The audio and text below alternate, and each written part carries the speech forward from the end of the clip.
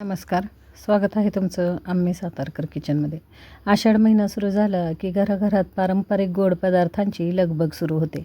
आज मी तुमच्यासाठी घेऊन आले आहे अगदी खुसखुशीत, खमंग आणि तोंडात विरघळणारी रव्याची सांजोरी म्हणजेच साटोरी. बाहेरून कुरकुरीत आणि आतून मऊ सुगंधी सारणाने भरलेली ही साटोरी एकदा चाखली की पुन्हा पुन्हा बनवावीशी वाटेल. या रेसिपीत मी प्रत्येक टीप आणि योग्य प्रमाण सांगितलं आहे, त्यामुळे तुमची साटोरी पहिल्याच प्रयत्नात परफेक्ट होईल. चला तर मग वेळ न घालवता साहित्यकृती पाहूया. 1 कप इथं आपल्याला बारीक रवा घ्यायचा आहे आणि त्याच कपाने 1 कप आपल्याला मैदा घ्यायचा आहे. मैदा घेताना कप छान असा गच्च भरून घ्या, म्हणजे व्यवस्थित आपलं प्रमाण होईल. इथं आपल्याला थोडंसं मीठ घ्यायचं आहे. 1 पाव चमचा मीठ मी चवीनुसार घेतलेलं आहे आणि 3 चमचे आपल्याला पातळ केलेलं तूप घ्यायचं आहे. तूप थोडंसं गरम करा, पातळ करून घ्या आणि ते तूप घ्या आणि तुपाचं मोहन करून आपल्याला हे पीठ छान मळून घ्यायचं आहे.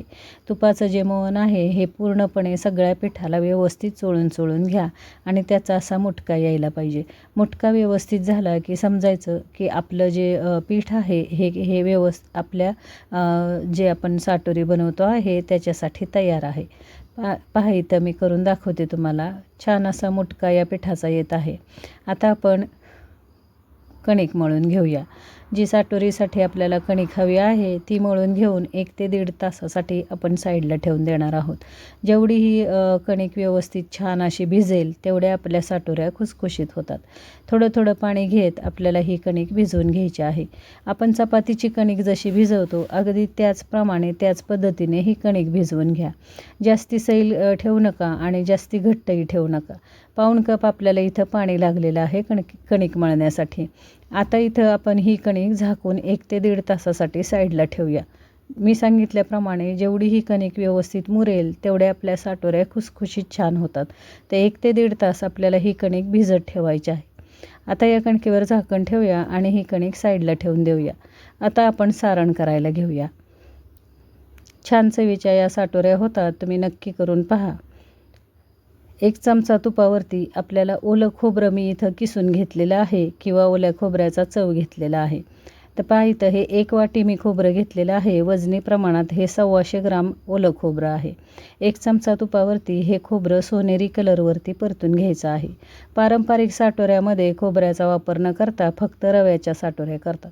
पण आज मी इथं जे साटोरी बनवत आहे त्याच्या सारणासाठी फार छान असे पदार्थ मी इथं घेतलेले आहेत, जेणेकरून ही साटोरी चवदार आणि सुंदर व्हावी. तर पहा इथं हे खोबरं जे आहे हे खोबरं छान लालसर कलरवरती आपल्याला परतून घ्यायचं आणि ओल्या खोबऱ्याचाच वापर करा. सुकं खोबरं घेऊ नका. ओल्या खोबऱ्यामुळे साटोऱ्या चवीला फार छान होतात. खोबरं छान लालसर सोनेरी कलरवरती परतून घेतलं की आपल्याला हा रवाही भाजून घ्यायचा आहे. लक्षात ठेवा, साटोऱ्याच्या पूर्ण सारणासाठी आपल्याला बारीक रवाच हवा आहे आणि साटोऱ्याचं जे आपण कणिक भिजवलेली आहे त्याच्यासाठीही आपल्याला बारीक रवा आहे. जर तुमच्याकडे जाडा किंवा मोठा रवा असेल तर मिक्सरला लावून घ्या. तर पहा इथं रवाही छान गुलाबी कलरवरती आपल्याला 1 चमचा तुपावरती भाजून घ्यायचा आहे. रवा आणि हे खोबऱ्याचं मिश्रण थंड करायला आपण एका साईडला ठेवूया आणि त्याच कढईमध्ये आपण खवा भाजून घेऊया. हा जो खवा आहे हा 125 ग्राम खवा. प्रत्येक जिन्नस इथं मी 125 ग्राम घेतलेला आहे. खवाही 125 ग्राम आपल्याला घ्यायचा आणि हा खवाही सोनेरी कलरवरती परतून घ्यायचा आहे. अशा पद्धतीने जेव्हा तुम्ही सारणाचे पदार्थ छान भाजून घेता तेव्हा ही जी साटोरी आहे ही साटोरी कमीत कमी 4 ते 5 दिवस छान टिकते. तर हा खवाही आपल्याला सोनेरी कलरवरती छान परतून घ्यायचा आणि एका दुसऱ्या प्लेटमध्ये साईडला काढून ठेवायचा आहे. लगेच रव्यामध्ये मिक्स करू नका, नाहीतर मग आपलं सारण जे आहे हे सारण चिकट होतं, व्यवस्थित होत नाही. म्हणून हा खवा थंड करायला आपल्याला एका प्लेटमध्ये साईडला ठेवून देऊया. छान असा हा खवा थंड व्हायला होतोय तोपर्यंत आपण खसखस भाजून घेऊया. 2 चमचे खसखस या कढईमध्ये मी घेतली. आता खसखस जर तुमच्याकडे नसेल तर तुम्ही इथं तिळाचा वापर करू शकता.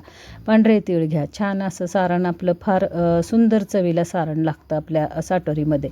खसखस भाजून घेतली आणि ही खसखस खोबरं आणि रव्याचं हे सारण एका चमच्याच्या साह्याने एकसारखं मी मिक्स करत आहे. आता खवा आपला व्यवस्थित असा गरम, जास्ती गरम नाही आणि जास्ती थंड नाही, कोमट असा हा खवा आपल्याला हाताला न भाजेल एवढा असा हा खवा आपल्याला करून घ्यायचा. आणि आता या सारणामध्ये मिक्स करूया आपण. खवा गरम गरम मिक्स करू नका, नाही तर मग सारण चिकट होतं आणि सारण बिघडू शकतं. म्हणून कोमट खवा आपल्याला या सारणामध्ये मिक्स करायचा आहे. आणि पूर्ण रवा आणि हा खवा सगळं एकसारखं आपल्याला मिक्स करून घ्यायचं, एकजीव करून घ्यायचं आहे. खवा पूर्णपणे चुरून या सारणामध्ये घ्या, म्हणजे एकसारखा खवा आपला या सारणामध्ये मिक्स होतो. त्याचबरोबर खोबरं आपण छान भाजून घेतलं, रवा छान भाजून घेतला, आपण खवाही व्यवस्थित भाजून घेतला आहे. त्याच्यामुळे या साटोऱ्या 4 ते 5 दिवस फार छान टिकतात. तर इथं हाताच्या साह्याने चुरून व्यवस्थित हे सारण एकजीव करून घ्या. आता याच्यामध्येच आपल्याला 125 ग्राम पिठी साखर घ्यायची आहे. आता ही पिठी साखरही आपण ह्या पूर्ण सारणामध्ये मिक्स करणार आहोत. लक्षात ठेवा, पूर्ण सारण थंड होऊन देऊ नका. सारण कोमट असतं तोपर्यंतच आपल्याला साखर मिक्स करायची. सारण जास्ती गरमही नको आहे आणि जास्ती थंडही नको आहे. आपल्या हाताला सहन होईल एवढं सारण कोमट ठेवा आणि कोमट सारणामध्ये साखर मिक्स करा आणि खवा मिक्स करा. 1 चमचा इथं मी वेलची पावडर घेतली आणि चिमूटभर मीठ घेतलेलं आहे. आणि पुन्हा एकदा वेलची पावडर घेतल्यानंतर एकसारखं हे सारण मी तयार करून घेत आहे. तुम्ही पाहू शकत असाल, जेवढं सारण तुम्ही हाताने चुरून घेणार तेवढं हे सारण आपल्या साटोरीसाठी छान तयार होतं. तर पहा इथं या सारणाचा आपण लाडू बांधून पाहूया येतो आहे का. आणि हा लाडू अगदी व्यवस्थित येतो आहे, म्हणजे आपलं सारण अगदी परफेक्ट झालेलं आहे. मी इथं पाणी किंवा दुधाचा जरासुद्धा वापर न करता हे सारण तयार केलेलं आहे. ऑलरेडी आपला खवा आहे, खोबरं आहे, त्याच्यामुळे हे सारण छान ओलसर तयार होतं. जर तुमचं सारण कोरडं होत असेल तर याच्यामध्ये आणखीन 2 चमचे तूप घ्या तुम्ही, आणि कोमट तूप घ्या. तूप थंड किंवा तूप गरम करा गॅसवरती आणि ते कोमट तूप तुम्ही या सारणामध्ये घ्या आणि त्याचे असे लाडू तयार करा. आता हे जे छोटे छोटे मी गोळे तयार करते, हे गोळे आपण साटोरीसाठी सारण तयार केलेलं आहे. आता हे एकसारखे गोळे आपण तयार करून ठेवूया आणि एका बाउलमध्ये ठेवून देऊया, म्हणजे जेव्हा आपण साटोरी लाटणार तेव्हा आपली घाई होत नाही. हे सारण जे आहे हे सारण आपल्याला साटोरीमध्ये भरायचं आणि साटोऱ्या लाटायला घ्यायच्या. छान चवीच्या ह्या साटोऱ्या होतात. आषाढ महिना चालू आहे आणि तुम्ही अगदी करून पहा, फार सुंदर ही रेसिपी होते. या सारणामुळे या साटोरीला फार छान चव येते. कापण्याचा व्हिडिओ तर मी टाकणार आहेच, पण कापण्याच्या आधी मी या साटोऱ्या केलेल्या आहेत आणि या साटोऱ्या तुम्ही नक्की ट्राय करा. आणि आता कापण्याचाही व्हिडिओ मी लवकरच टाकणार आहे. एकसारखा आपल्याला सारणाचा गोळा तेवढाच आपल्याला पिठाचा गोळा करून घ्यायचा आहे. दोन्ही गोळे सेम प्रमाणात करून घ्या, म्हणजे साटोऱ्या फार छान होतात. सारण व्यवस्थित साटोऱ्यामध्ये भरलं जातं. जेवढा गोळा सारणाचा तेवढाच गोळा पिठाचा. तर पाहिजे आता हा पिठाचा मी 1 गोळा घेतलेला आहे. थोडीशी मी पिठी लावली, त्याला मैदा लावलेला आहे आणि अगदी छोटीशी पुरी लाटून घेतली. आता ही साटोरी कशी भरायची मी तुम्हाला दाखवते. छोट्याशा पुरीवरती आपल्याला हे सारण घ्यायचं आणि आपण मोदक कसा भरतो त्या मोदकाप्रमाणे आपल्याला ही साटोरीचं तयार करून घ्यायचे आहे. हे पहा, छान मोदक असं तयार करून घ्यायचा आणि आता ही आपल्याला लाटून घ्यायची आहे. हलक्या हाताने हे साटोरी लाटून घ्या. जास्ती जे लाटणं आहे आपलं ते दाबू नका, नाही तर साटोरी फुटेल. व्यवस्थित तळ हातावरती मी व्यवस्थित दाबून घेतली. थोडीशी पिठी लावून घेऊया आणि पिठी लावून आता हे आपण लाटून घेऊया. हलक्या हाताने हे साटोरी आपल्याला लाटायचे आहे. जास्ती जाड ठेवू नका आणि जास्ती पातळही ठेवू नका. मिडियम साईजमध्ये ही साटोरी लाटून घ्या. जरासुद्धा आपली साटोरी कुठेही फुटलेली नाही आहे. आणि पहा इथं व्यवस्थित सारण आपलं छान असं या साटोरीमध्ये भरलं गेलेलं आहे आणि हलक्या हाताने मी ही साटोरी लाटून घेत आहे. पिठी लावा किंवा तेल लावा, पण पिठी लावली तर छान अशा ह्या साटोऱ्या व्यवस्थित आपल्याला लाटता येतात. तर पाहिजे आता ही साटोरी लाटून झालेली आहे. आणि पहा, साटोऱ्या लाटून एका साईडला ठेवू नका. एक साटोरी लाटायची आणि तेवढीच तळून घ्यायची, असं करा. साईडला जर तुम्ही ठेवल्या तर त्या सुक्या कोरड्या पडतात आणि आपल्या साटोऱ्या तेलामध्ये फुटण्याचा संभव असतो. म्हणून काय करा, साटोरी लाटली की लगेच तळायला घ्या. एकदम आपण सगळ्या पुरी जशी आपण लाटून साईडला ठेवतो आणि मग तळतो तसं न करता ताजी ताजी साटोरी लाटा आणि तळून घ्या. आता हे पहा, साटोरी आपण तेलामध्ये सोडली. तेल छान गरम झालेलं आहे.